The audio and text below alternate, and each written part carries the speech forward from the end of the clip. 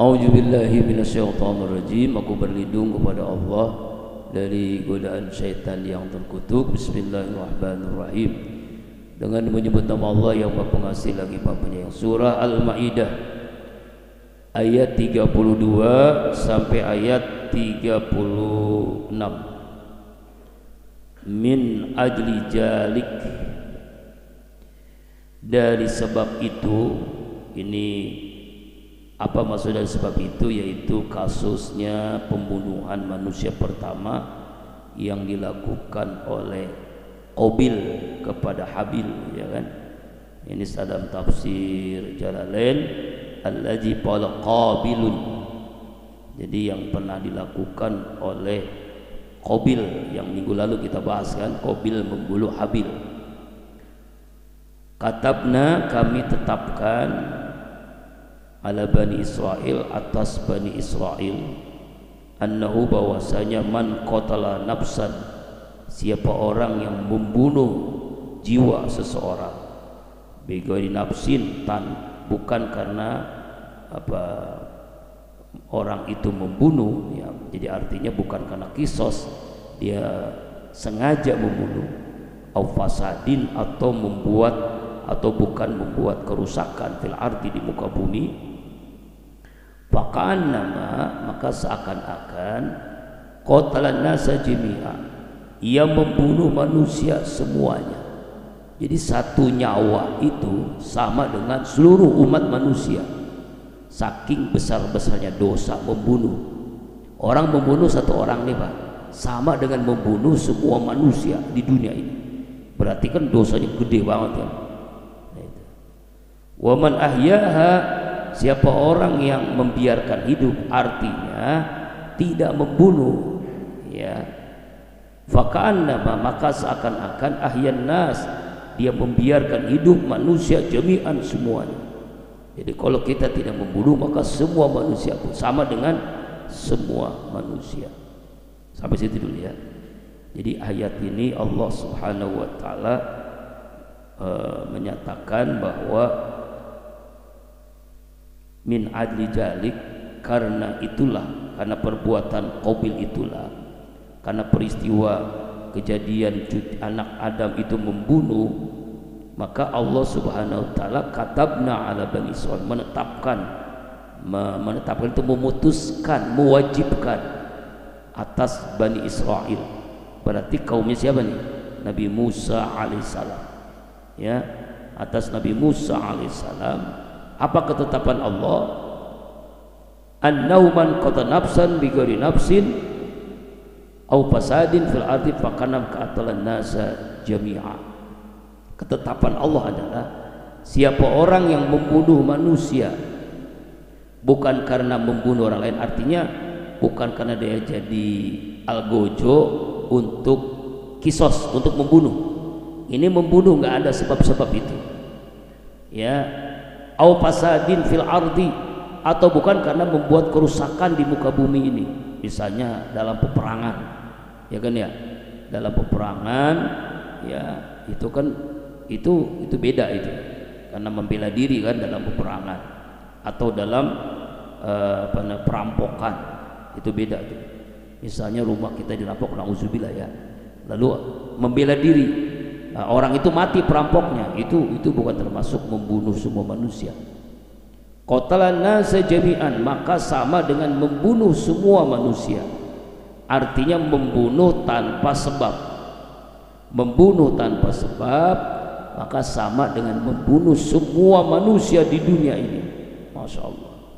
Karena dalam tafsir Ibnu Katsir dijelaskan, satu jiwa itu sama dengan seluruh umat manusia, ya, sama dengan seluruh umat manusia. Jadi kalau orang membunuh ini sama dengan membunuh semua manusia, saking besar-besarnya dosa pembunuhan, ya kan. Wa man ahyaha faka'annama ahyana jami'a, siapa orang yang membiarkan hidup, dia tidak membunuh, maka sama dengan menyelamatkan seluruh umat manusia. Artinya, ya, dia termasuk orang yang menyelamatkan umat manusia seluruhnya, ya, seluruhnya umat diselamatkan oleh oleh apa? Oleh dia gitu, karena dia tidak membunuh orang. Ini masalah hukum. Awalnya kan minggu lalu kita bahas tentang Qabil membunuh Habil. Lalu belum ada ketetapan tuh, belum ada ketetapan. Tapi dosa yang terbesar itu adalah membunuh. Nah, baru setelah turun ayat ini, ya, yaitu Allah menetapkan kapan, ketika di zaman Nabi Musa alaihissalam, orang yang membunuh sama dengan membunuh semua manusia. Orang yang membiarkan hidup sama membiarkan hidup semua manusia, begitu. Nah, ada sebuah diceritakan pada hari Khalifah Utsman dikepung, Abu Hurairah masuk menemuinya. Aku datang untuk menolongmu, dan sesungguhnya sekali benar-benar telah serius, wahai Amirul Mukminin. Maka Utsman bin Affan berkata, hai Abu Bakar, apakah kamu senang bila kamu membunuh seluruh manusia dan termasuk mereka? Abu Hurairah, tidak. Utsman radhiyallahu anhu berkata, karena sesungguhnya bila kamu membunuh seorang, maka seolah kamu telah membunuh manusia. Pergilah kamu dengan seizinku, selain membawa pahala bukan dosa.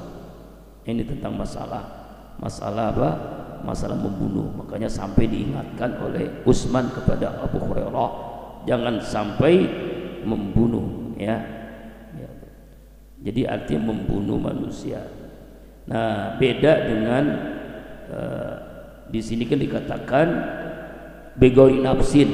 Jadi begori nafsin itu artinya kisos, hukum kisos. Misalnya dia sebagai algojo untuk membunuh orang yang membunuh, kan gitu hukum kisos kan di hukum Islam itu kan, orang yang bunuh dibunuh juga, ya kan.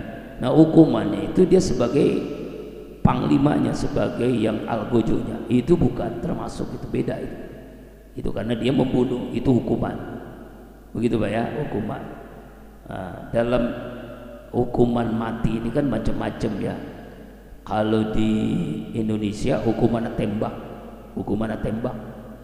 ya, seperti apa ID itu ya, macam-macam itu hukuman tembak. Narkoba hukumannya ditembak, Indonesia. Kalau Malaysia hukumannya gantung.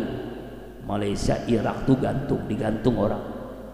Ada juga kalau di mana tuh Amerika atau di Inggris tuh hukumannya di listrik. Jadi dengan di setrum listrik, dia duduk di bangku, di setrum mati. Ada juga dengan disuntik mati. Ada juga yang di bawahnya itu ada buaya gitu, di Korea tuh. Jadi koruptor itu diceblosin ke kayak semacam pemelihara buaya, dan orang mati dimakan buaya gitu. Nah, itu macam-macam tuh hukuman mati itu. Dan ternyata hukuman mati yang sangat-sangat tidak menyakitkan itu adalah hukum kisos. Hukum kisos itu arti hukum dengan dipancung dengan pedang yang sangat tajam. Ya, yang lain-lainnya itu sangat-sangat menyakitkan seorang. Itulah itu ya. Langsung. Auzubillahi langsung kan, nggak sekaratul maut, langsung mati. Ya.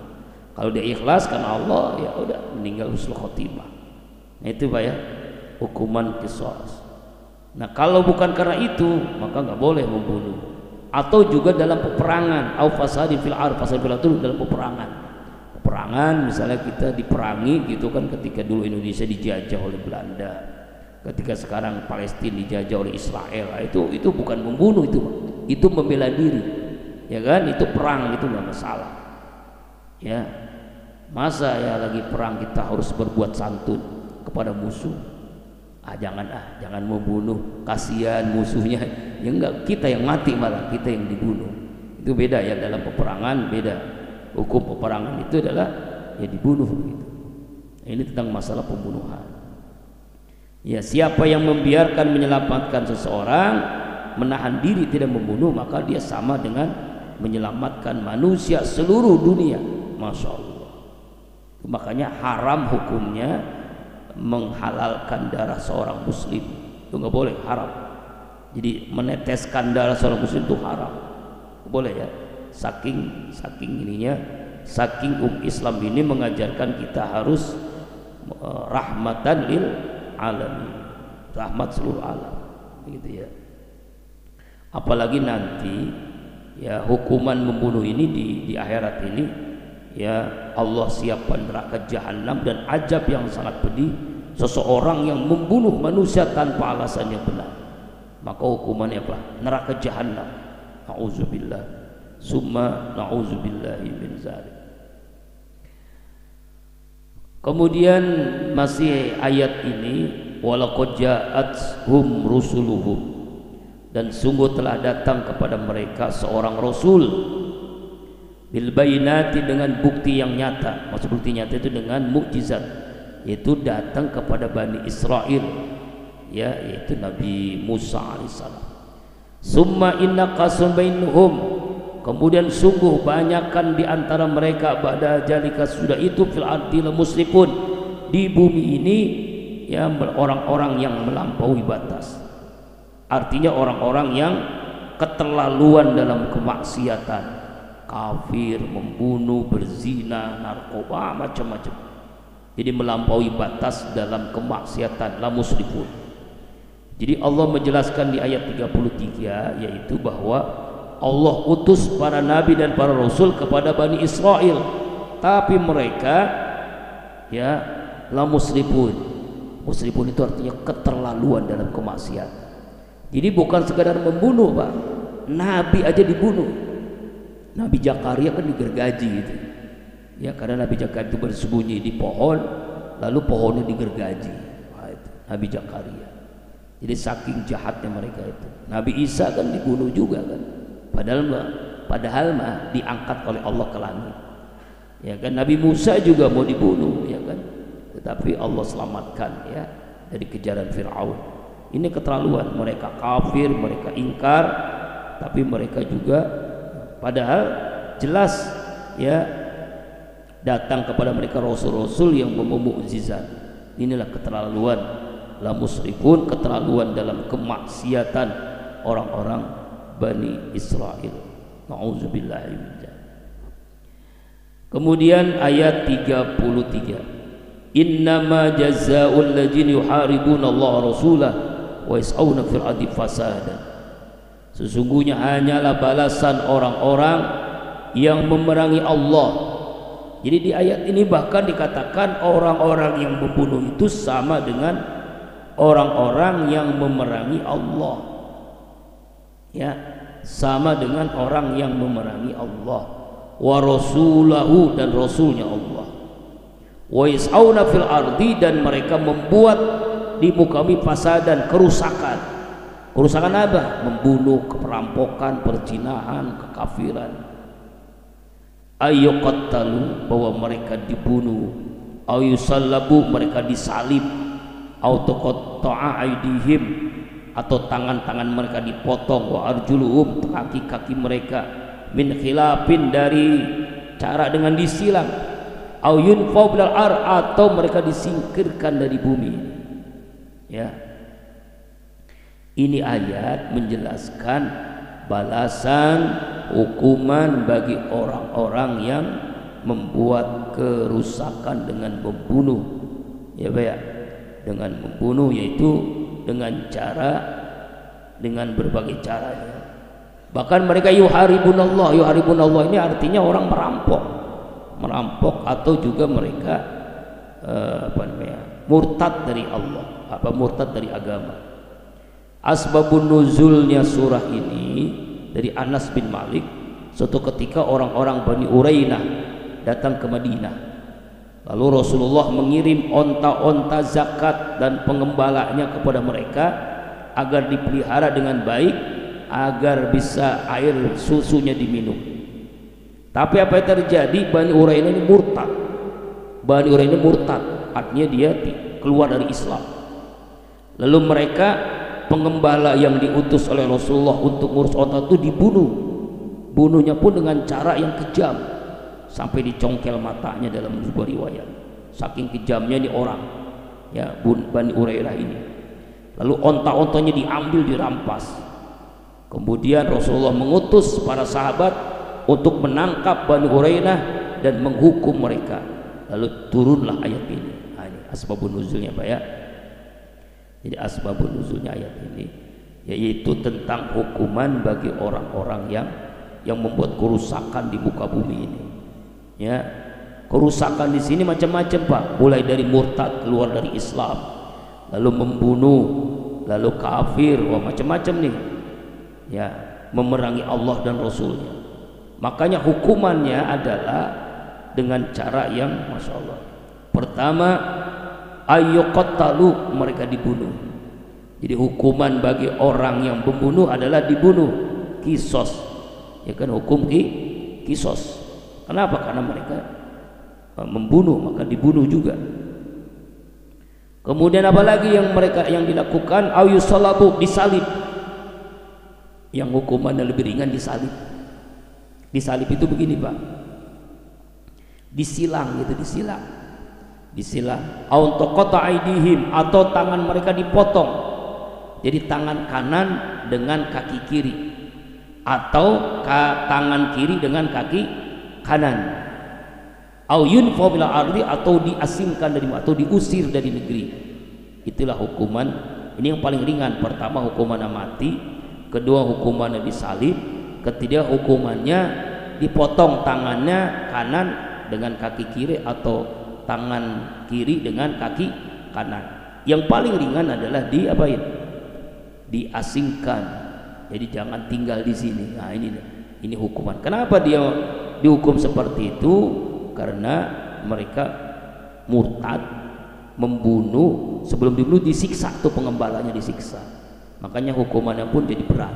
Kalau yang ikut-ikutan doang ya diusir, ngikut-ngikutin doang, dia mah tidak membunuh, jadi diusir. Ya Allah Akbar walillah.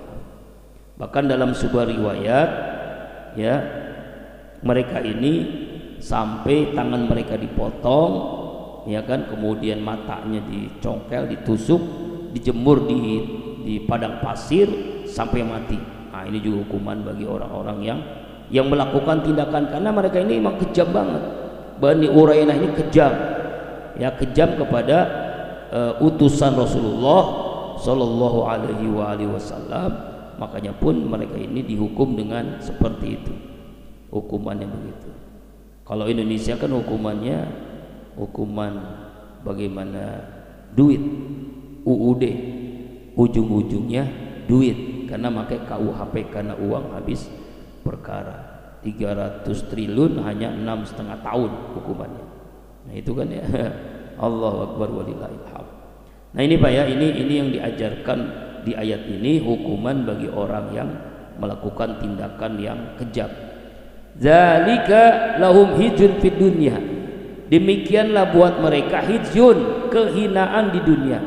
Walau fil akhirati azabun azim, dan bagi mereka di akhirat siksa yang sangat berat. Di dunianya kehinaan, ini bentuk kehinaannya seperti itu, dihinakan oleh Allah dengan hukuman yang sangat berat, dan di akhirat mendapatkan siksa yang sangat berat, yaitu azab neraka Jahannam, ya, azab neraka Jahannam. Tapi yang menarik, dalam riwayat Jarir ibnu Abdullah, ya kan, masuk Islam setelah turun surat ini. Ternyata Islam ini menyelamatkan, hukumannya adil begitu kan. Ini yang membuat Jarir ibnu Abdullah masuk Islam setelah ada hukuman yang jelas kepada orang yang sangat jahat tadi. Maka dia masuk Islam, Jarir ibnu Abdullah, setelah memahami ayat ini, ya kan. Ini ya, jadi ini hukumannya, hukuman bagi, jadi ada 3. Pertama hukuman mati, kedua hukuman yaitu disalib, ketiga hukuman dipotong tubuhnya, yang keempat diasingkan, nanti diusir dari negeri dia tinggal gitu, diasingkan, dia nggak boleh pulang sampai dia mati gitu. Nah, itulah hukuman bagi orang yang murtad, membunuh, ya, lalu juga menyiksa utusan Rasulullah Shallallahu Alaihi Wasallam. Tetapi indahnya dalam beragama, jangan sampai kita saklek dalam memahami agama. Wah, kalau mau bunuh lagi nih, udah nggak ada ini, nggak ada keringanan lagi. Nah, Allah katakan illallazina tabu, kecuali orang-orang yang bertaubat. Nah, inilah ayatnya. Kecuali orang-orang yang bertaubat. min qabli an taqdiru alaihim, sebelum mereka menangkap atas diri mereka, mereka bertaubat. Sebelum ditangkap ya, ini jangan salah, ini jangan salah memahami. Mereka ini sebelum ditangkap oleh para sahabat, mereka bertaubat. Nah ini beda ini, ya kan? Kenapa? Karena ya Allah itu maha penerima taubat. Fa'lamu annallaha ghafurur rahim, ketahui olehmu bahwasanya Allah itu maha pengampun lagi maha penyayang, ya kan? Tuh. Ya, sebagaimana hadis, man aznama zanban, siapa orang yang melakukan satu perbuatan dosa, wa uqiba bihi, lalu dia hukum karena dosanya, fallahu a'dala min ayyusnya uqubatu ala abdi, maka Allah maha adil. Ya, maha adil itu adalah mendua kalikan hukuman terhadap hambanya. Wa man azma zanba fid dunya fasatallahu alaihi wa afallahu anhu, siapa orang yang melakukan suatu perbuatan dosa lalu Allah menutupinya dosanya dan memaafkannya, fallahu akram, Allah maha mulia, ayyauda fi syai'in qad afa anhu, untuk menggugatnya dalam sesuatu dosa yang telah dimaafkan. Jadi itu Allah memaafkan kalau mereka benar-benar bertaubat kepada Allah Subhanahu wa ta'ala. Jadi hukuman mati, hukuman salib, hukuman potongan itu gugur dengan sendirinya kalau dia taubat, kalau dia bertaubat kepada Allah. Tapi taubatnya taubatan nasuha. Sebab ada orang taubat sambal. Tahu taubat sambal Pak? Sambal itu pedes, tapi kalau makan nggak ada sambal, nyariin sambal, mana nih sambal, mana nih sambal. Padahal harga beras sekarang sampai berapa sekarang? Naik terus ya, masya Allah. Apalagi mau puasa nanti ya, ini harga cabai makin hari makin naik ya. Allah Akbar. Adik-adik aja ya, ada sampai 80.000 per kilo, apa 100.000 itu harga cabai. Masya Allah, tabarakallah. Nah itu taubat sambal, taubat kumat namanya, taubat kumat. Nah jadi taubat yang dimaksud taubatan nasuha, taubat yang sungguh-sungguh. Kalau dia tidak bertaubat dan tidak melakukan dengan kesungguhan, hukumannya pun apa? Berlaku berarti. Kenapa? Qul ya ibadiyalladzina asrafu ala anfusihim la taqnutu min rahmatillah. Katakanlah olehmu ya Muhammad, hai hamba-hambaku yang melampaui batas, yang keterlaluan dalam maksiat, la taqnatu min rahmatillah, janganlah kalian putus asa dari rahmat Allah. Innallaha yaghfiru dzunuba jami'an, sesungguhnya Allah mengampuni dosa-dosa kalian seluruhnya. Innahu wal ghafurur rahim, sesungguhnya dialah Allah yang Maha Pengampun lagi Maha Penyayang. Surah Az-Zumar ayat 53 ya, kalau mereka benar-benar bertaubat. Jadi apa bukti taubat itu? Yang pertama diajarkan dalam sunnah Nabi itu, pertama mandi, namanya mandi taubat, mandi kayak mandi wajib itu dengan niat taubat. Yang kedua sholat sunnah taubat 2 rakaat. Yang ketiga memperhebat istighfar, memperbanyak istighfar, astagfirullahaladzim, la ilaha illa anta subhanaka inni kuntu. Yang keempat berjanji tidak akan mengulangi lagi, menyesal apa yang pernah dilakukan, menyesal dan berjanji tidak mengulangi lagi. Itu namanya taubatan nasuha, taubat yang memberikan nasihat untuk dirinya, taubatan nasuha. Kenapa? Karena Allah itu Maha Pengampun lagi Maha Penyayang.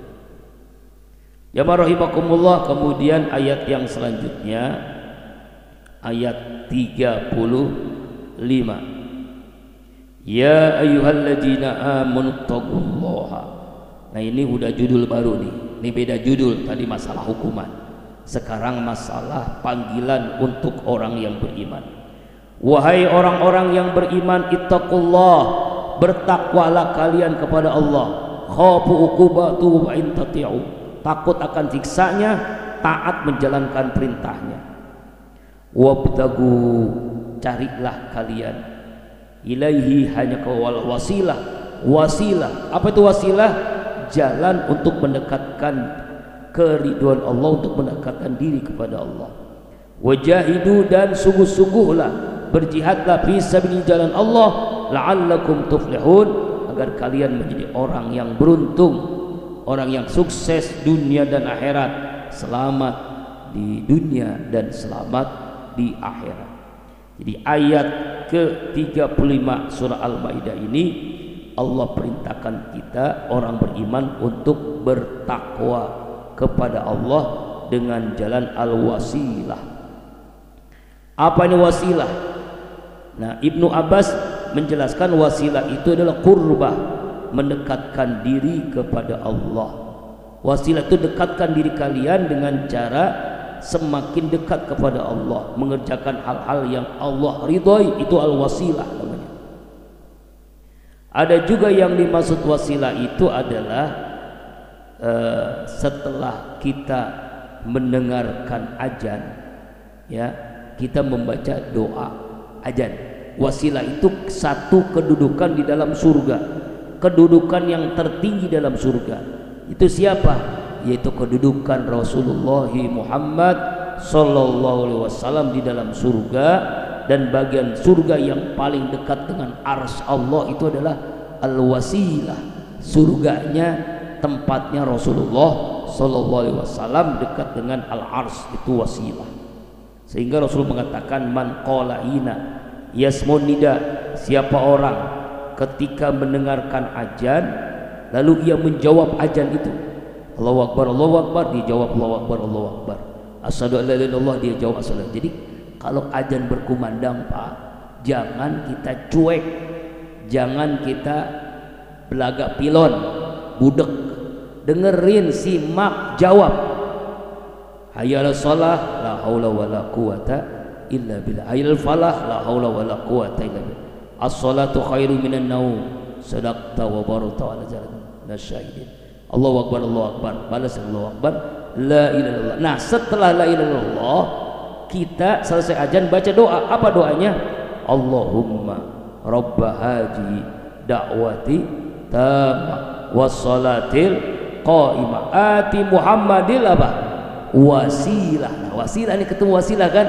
Wasilah wal fadilah wab'asu maqaman mahmudan alladzi wa'adta innaka la tu'min. Apa kata Rasulullah? Illa halat law syafa'ata yaumal qiyamah. Niscaya Rasulullah akan memberikan syafaat pada hari kiamat. Jadi kalau azan dijawab, selesai azan kita baca doa ini, doa azan, maka dia mendapatkan syafaat Rasulullah sallallahu alaihi wasallam. Utama, Tuhan pemilik undangan yang sempurna. Dakwah itu undangan yang sempurna itu ya azan. Ya kan? Makanya jangankan kita jawab azan, yang muazin saja kan. Yang muazin itu adalah nanti di akhirat mempunyai leher yang panjang. Jadi jangan dianggap leher yang panjang seperti jerapah, bukan. Ini bahasa kiasan. Orang yang dekat dengan Allah dan Rasulullah itu adalah para muazin. Makanya Bilal itu, Pak, belum mati, belum meninggal dunia, itu sendalnya udah ada di surga. Ketika Rasulullah Isra Mi'raj, ya bakyaknya ada sendalnya. Nah, di antara amalannya Bilal adalah selalu azan. Ini nih orang sholat nih, kita nih sholat nih. Semua yang sholat termasuk imam, pahala yang paling besar itu orang yang azan. Abang Wandi ini dapat ya, Masya Allah. Kenapa? Karena kalau nggak ada azan, orang nggak sholat ke masjid, ke musola. Makanya pahalanya paling besar itu muazzin. Semuanya berlomba-lomba Pak azan, Pak muazzin ya. Kenapa pahalanya saking besarnya? Ya kan? Nah, ini saya bacakan hadis lain. Ijaz sami'tumul muazzin, apabila kalian mendengarkan suara muazzin, faqulu misla ma yaqul, ucapkanlah seperti apa yang diucapkan oleh muazzin. Summa shallu alayya, kemudian bacalah salawat untukku. Fa innahu, maka sesungguhnya, man shalla alayya salatan sallallahu alaihi asran, siapa orang salawat kepadaku satu kali, maka Allah membalas 10 kali rahmat untuknya. Summa sallu alayya wasilah, karena kemudian mohonlah kalian wasilah. Itu kan dalam doa itu kan ada kali wasilah kan, wasilah dalam doa selesai azan. Kenapa? Fa innaha manzilatu fil jannah, karena wasilah itu adalah suatu kedudukan di dalam surga. La nabtan bagi illa li abdin min ibadillah, yang tidak layak kecuali seorang hamba Allah saja. Wa arju an akuna ana huwa, dan aku berharap aku adalah hamba Allah yang dimaksud al wasilah itu. Faman sa'ala liyal wasilah halat alaihi syafa'ah, siapa orang yang memohon wasilah untukku, niscaya akan aku berikan syafaat kepada orang itu. Masya Allah. Itu Pak, jadi makanya jangan kita cuek dengan azan. Selesai ajan jawab, selesai ajan kita membaca doa ajan. Dalam riwayat lain ya, ketika ditanya Rasulullah bertanya ya, apa itu wasilah? Qila ya Rasulullah, wa mal wasilah? Apa itu wasilah? Qala, Rasul menjawab, a'la darajatin fil jannah, itulah kedudukan yang paling tinggi di surga. La yanaluha ila rajul wahidun, tidak ada yang seorang pun dapat meraihnya kecuali seorang saja. Wa arju an akuna ana huwa, dan aku berharap aku adalah orangnya. Jadi hanya wasilah itu hanya untuk spesial satu orang aja di surga. Namanya wasilah, kedudukan yang tertinggi dari surga, al-wasilah. Ya, makanya wasilatul fadilah, kedudukan yang sangat tinggi di dalam surga. Jadi makanya jangan lupakan ajan jawab, selesai ajan kita baca doa. Ada yang tanya, Ustaz, ajannya banyak banget kedengeran nih di masjid ini musola ini. Ya jawab aja semuanya kalau sampai selesai. Tapi kalau misalnya udah selesai satu nggak masalah, kita sholat sunnah, ya kan? Sholat sunnah aja, sholat sunnah qobliyah, ya, setelah kita baca doa ajan tadi. Ya Allahumma rabba haji da'wati tammah. Kemudian ada lagi pertanyaan sahabat nih, ada yang nanya lagi nih, ya Rasulullah, fa iza sa'altumullah fasalli wasilah. Ya Rasulullah, mayyaskun ma'ah, siapa orang yang akan tinggal bersamamu nanti di surga ya Rasulullah? Rasulullah menjawab, Aliun wa Fatimah wal Hasan wal Husain, yaitu Ali, Fatimah, Hasan dan Husain. Ada yang mengatakan itu dalam hadis yang lain, yaitu bersama Nabi adalah Ali, yaitu siapa? Mantunya Rasulullah. Fatimah anaknya Rasulullah. Hasan dan Husain adalah cucu dari Rasulullah Sallallahu Alaihi Wasallam. Artinya adalah pentingnya kita. Ada juga ulama yang menjelaskan wasilah itu begini Pak. Jadi kita ini melalui orang-orang yang dekat dengan Allah. Wasilah ini perantara untuk mendekatkan diri kepada Allah, ya kan? Nah, misalnya nih kalau orang-orang Nahdlatul Ulama, Aswaja Sunnah wal Jamaah itu ada yang namanya tawassul. Beda dengan orang-orang Wahabi. Tawasul itu artinya wasilah. Dia memahami ayat ini. Tawasul itu artinya ketika kita berdoa itu kita mendoakan dulu orang-orang yang berjasa. Contoh tahlilan kan ya, tahlilan semalam malam Jumat kan kita baca doa kepada siapa dulu? Ila haratin Nabi dulu. Kemudian siapa lagi? Para sahabat Abu Bakar, Umar, Utsman. Lalu siapa lagi? Kepada orang-orang soleh, para tabiin, para tabiin.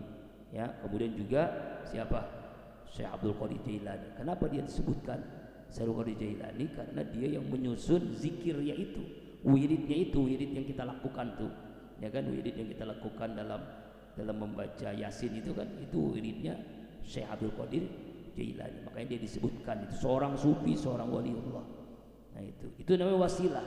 Kita menyebutkan nama-nama orang yang soleh, baru kita menyebutkan nama leluhur kita, keluarga kita yang meninggal dunia. Nah itu terjawab. Dulu kan ada orang sampai enggak itu Al-Fatihah kepada orang meninggal. Ternyata yang jawab sekarang bukan orang sufi. Yang jawab siapa? Ahli tafsir Indonesia, Pak Profesor Dr. Quraisy Shihab, bahwa semua Al-Fatihah yang dibacakan kepada almarhum itu pasti nyampe. Itu tuh Profesor Doktor ahli tafsir Indonesia. Dulu kan kalau yang ngomong itu biasanya para kiai, para ulama sufi. Sekarang ternyata orang intelektual ahli tafsir pun mengatakan sampai. Nah, kalau menurut Pak almarhum Kiai Jujuddin MZ, kalau nggak sampai begini, ente mati lalu kita bacakan Al-Fatihah. Kalau sampai balik lagi, gitu. Sampai bener sampai. Gitu. Karena kan ada kadang-kadang ada yang nggak percaya Al-Fatihah itu sampai nggak kepada almarhum, sampai. Inilah wasilah. Wajahidu fi sabil, dan berjihadlah kalian di jalan Allah. Berjihad di jalan Allah itu ada yang dimaksud jihad itu adalah perang. Ada yang maksud dengan jihad ini adalah seluruh kegiatan bersungguh-sungguh di jalan Allah.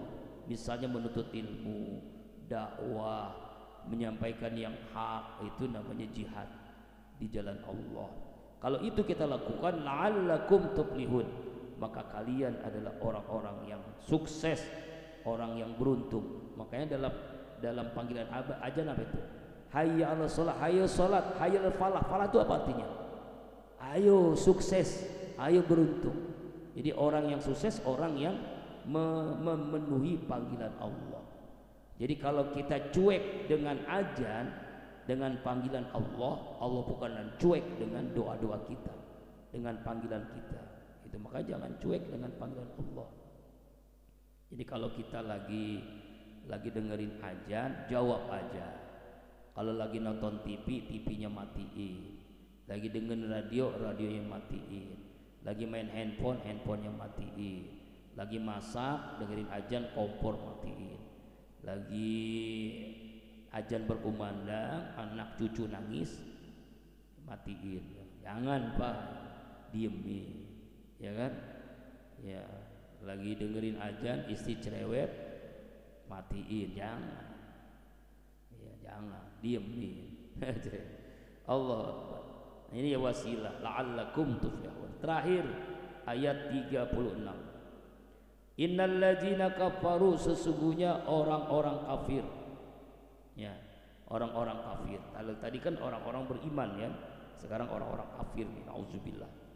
Lau anna lahum ma fil ardi, seandainya umpama, andai kata kalau lau itu artinya boleh seandainya, umpama, andai kata, sekiranya, anna lahum, bahwasanya milik mereka, ma fil ardi, apa-apa yang ada di bumi ini, jami'an seluruhnya, wa mislahu, atau sebanyak isi bumi, mahu bersamanya, liyabtadu bihi, untuk menembus dirinya dengan yang dia miliki di dunia ini, min ajab yaumil qiyamah, dari ajab, dari siksaan pada hari kiamat, itu siksa neraka jahanam.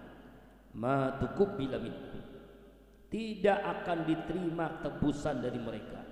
Walum azabun alim, dan buat mereka siksaan yang sangat pedih. Apa artinya? Contoh misalnya nih, orang kaya di dunia, kekayaannya itu seluruh dunia ini milik dia, satu bumi ini milik dia.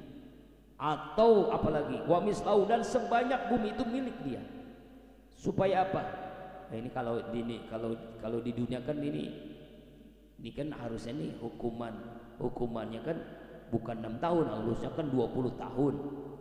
Kan jaksa dapat 1 triliun, hakim dapat 1 triliun, pengacara 1 triliun misalnya kan.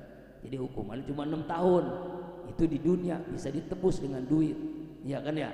Tapi di akhirat Pak, ini ada orang masuk neraka, misalnya Fir'aun, misalnya Qarun masuk neraka kan. Orang-orang yang maksiat, orang yang paling kaya masuk neraka.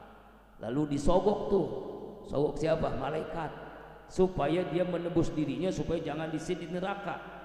Dan sogokannya bukan triliun, bukan bilion, bukan miliar, tapi apa? Seluruh bumi ini, yang bulat nih bumi ini, seluruhnya milik dia, hartanya milik dia, tanahnya milik dia, apalagi minyaknya, emasnya milik dia, satu bumi seluruhnya milik dia.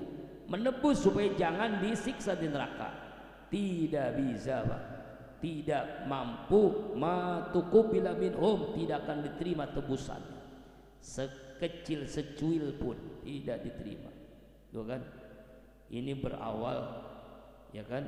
Jadi ada jangan sampai kita ini wah enak dong orang kaya nanti di akhirat, nggak perlu disiksa. Kenapa? Duitnya banyak, disogok malaikat. Nggak kena sogokan Pak, malaikat nggak kena sogokan. Mau berapapun ya sedunia milik dia, tidak akan mampu menyogok, tidak akan mampu menebusnya. Ini buktinya adalah apa? Jadi dunia ini nggak ada apa-apanya, ya Pak ya. Nah, makanya orang yang paling kaya itu yang tadi sholat qobliyah subuh, ya kan? Ini baru sholat qobliyahnya, belum sholat subuhnya. Apa kata Rasulullah? Ya, rakaataini qoblal fajri, 2 rakaat sebelum sholat subuh. Khairun minad dunya wa ma fiha, itu lebih baik daripada dunia beserta isinya. Ini dunia nih, satu dunia nih, ya isinya emas, berlian, uang, macam-macam lah, yang minyak ya. Ditimbang dengan 2 rakaat sebelum sholat subuh, itu lebih berat 2 rakaat sebelum sholat subuh. Saking pentingnya 2 rakaat sebelum sholat subuh, Imam Syafi'i pernah ketinggalan. Ya, namanya manusia kan mungkin sakit perut, udah komat baik itu jam, udah muazin udah komat, ketinggalan dia 2 rakaat sholat sebelum subuh, qobliyah subuh. Sampai selesai sholat subuh dia kodok sholat, usolli sunnatan subhi qobliyatan kodoan, saya niat sholat qobliyah subuh kodoan, membayar ya rakaat ini sunnatan lillahi ta'ala, 2 rakaat karena Allah Ta'ala. Nah, gitu. Nah, karena kita ini memang kalau yang pernah haji, pernah umroh, yang saya berulang kali menyebutkan, kalau di Mekah, di Masjidil Haram, Masjid Nabawi Pak, jarak azan qomat sholat subuh itu paling lama, bisa setengah jam. Coba tanyakan ya, lama tuh Pak. Kenapa? Karena saking pentingnya 2 rakaat sebelum subuh. Di Masjid Az-Zikra 15 menit, Masjid di Gandaria kemarin 15 menit juga sama. 15 menit tuh jarak antara azan dan qomat subuh. Kalau kita cuma berapa menit?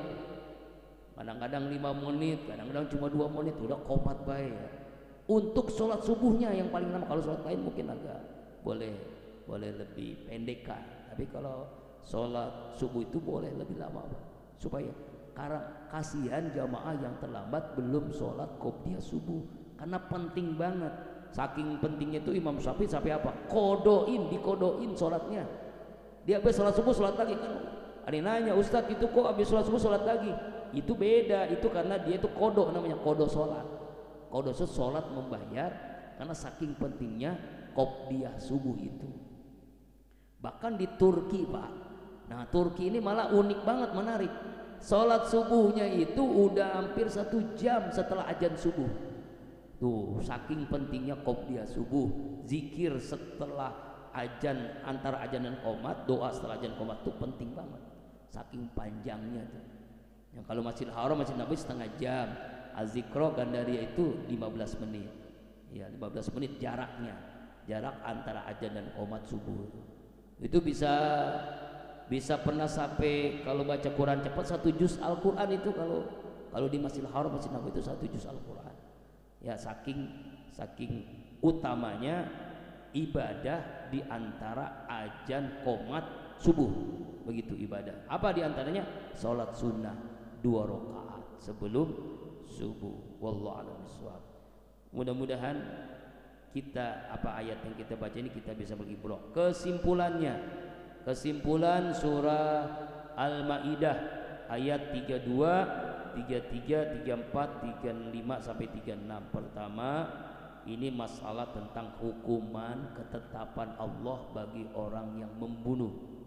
Ya, wabil khusus ketetapan ini ditujukan kepada Bani Israel, yaitu mulai dari dia dibunuh atau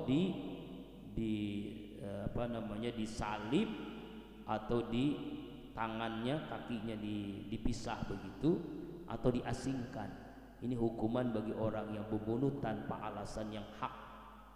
Ya, membunuh satu nyawa, satu manusia sama dengan membunuh seluruh umat manusia. Saking besar dosanya membunuh. Menyelamatkan satu orang sama dengan menyelamatkan umat manusia. Sama seperti misalnya Bapak nih, ada orang masuk Islam, 1 orang, itu Pak sama dengan menyelamatkan orang seluruh dunia. Itu makanya hebat banget kalau ada orang yang sampai mengislamkan ribuan orang. Ya seperti Ustadz Sabun dengan Ustadz Sabun, kenal Pak Ustadz Sabun? Dengan dakwah lewat sabun orang-orang Papua masuk Islam. Ya Ustadz Garamatain itu ya. Nah itu dia Ustadz Ustadz Padlan orang Papua. Ya dia ngajak orang, kan belum pernah mandi kan, karena orang-orang Afrika itu, orang-orang Papua itu dia di tubuhnya itu ditaruh dengan kulit dengan minyak babi gitu, nggak pernah mandi, bau kan, dikasih sabun mandi macam-macam, dikasih mandi dengan lewat sabun itu kok wangi Islam itu, ya bersih. Setelah itu merasakan nikmatnya hidup bersih nyawa, akhirnya diajarkan syahadat, seluruh suku-suku kepala sukunya masuk Islam, akhirnya rakyatnya pun masuk, ribuan orang masuk Islam. Itu ada YouTube-nya kan, Ustadz Padlan dia memasukkan orang, ribuan orang, masya Allah. Bayangin Pak, satu orang aja masuk Islam lewat dia, pahalanya gede, apalagi ribuan orang masuk Islam. Caranya kepala suku diajarin dulu. Kan orang-orang sana tuh bagaimana kepala sukunya, kalau kepala sukunya tunduk semuanya pun ikut, masya Allah. Nah itu kesimpulannya. Kesimpulan yang ketiga, orang yang bertaubat ya tidak mendapatkan hukuman seperti itu. Kenapa? Karena Allah menerima taubatnya. Kesimpulan yang keempat, kita ya berdoa orang beriman ini untuk sungguh-sungguh bertakwa dan mencari wasilah, yaitu derajat yang tertinggi Rasulullah, dengan cara ketika azan berkumandang jawablah, dan selesai azan doalah, jangan sampai lupakan doa selesai azan. Orang-orang kafir walaupun dia kaya raya nanti tidak akan menebus dirinya dengan harta sebanyak apapun sepenuh bumi ini, dia tetap disiksa oleh Allah Subhanahu wa ta'ala. Wallahu a'lam bishawab.